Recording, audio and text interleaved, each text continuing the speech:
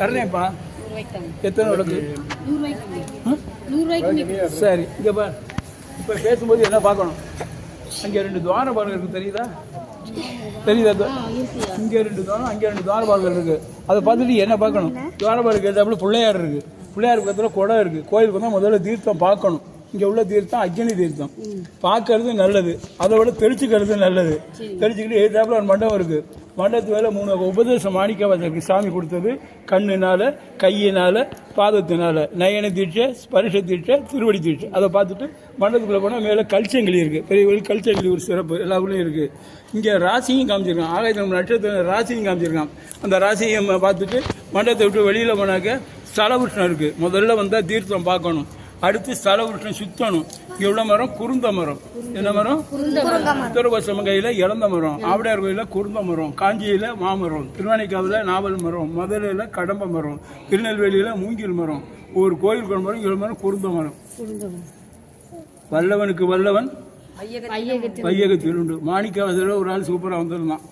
எப்படின்னு எல்லாரும் மாணிக்கவாசர் பாடிக்கிறது செழுமலர் குருந்த மேவிய சீரார் பெருந்தனம் பாடத்தில் பாடியிருக்காரு. குஜராத்திலேருந்து ஒருத்தன் வந்தான். அவன் ஹிந்தியே பேசினான், தமிழே தெரியலை. அங்கே போன குருந்த மரம்ங்கிற குரு அமர்ந்த மரம்னா தூக்கி போட்டு என்னடா நம்ம தமிழ் பேசுகிற நமக்கு சரியில்லையே அப்படின்னு. சாமி யார் வாயில் என்னென்ன வார்த்தை கொடுக்கணுமோ அவர் கொடுப்பார். அவனால் நான் அதை கற்றுக்கிட்டேன். புத்தி மாறி போச்சு. அது கவனிக்கக்கூடிய புத்தி குடிச்சில அது போதும் என்ற மனமே அந்த புத்தி வந்துருச்சு எனக்கு. அருமையான வார்த்தை கொஞ்சம் மாணிக்காத கூட சொல்லலை. சில தன்னை அறியாமல் வர்றது அதெல்லாம். ஏன்னா சலபுருஷம் குருந்த மரம், அதை சுற்றி உத்தரவசமங்கள் இறந்த மரம், ஆடாவில் குருந்த மரம், காஞ்சியில் மாமரம், திருவானைக்கால் நாவல் மரம், இங்கே இது மருத மரம், மதுரை திருநெல்வேலியில் மூங்கில் மரம், கோயில் மரம். சலபுருஷம் சுற்றி விட்டு நேராக உள்ளுக்குள்ள போய் சாமியை கும்பிடு. சுயித்தம் சலபுருஷம் கடைசிலாம் சாமி எந்த கோயில் போனாலும் சாமி கும்பிட்டு இந்த லைட் எரியல் பண்ணுறது கொஞ்சம்னா 2 லைட் எரியுதுல. இந்த பக்கம் அறிவன் பாண்டிய மன்னன் சிலை, இந்த பக்கம் நிறைய பரியாக்கணும். சாமியை மனுஷனாக பார்க்கலாம். எல்லா ஊரிலும் சிவலிங்கம் குதிரை ஒட்டியாக பார்க்கலாம். இதே மாதிரி மண்டபம் இருக்குது. மண்டபத்து நிலப்படியில் நட்சத்திரத்துக்கு வடிவம் காமிச்சிருக்காங்க. நமக்கு புள்ளியாக தெரியுது. தமிழ்லேயே இது பூவாக போட்டிருக்கு.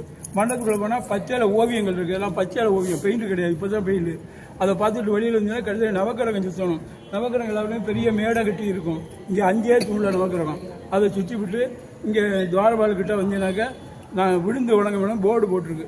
என்ன எல்லா ஊரும் கொடிமரத்துக்கு வெளியில் விழுந்து வாங்கணும். இங்கே கொடிமரம் இல்லை, அந்த இடத்த கொடுத்துருக்காங்க.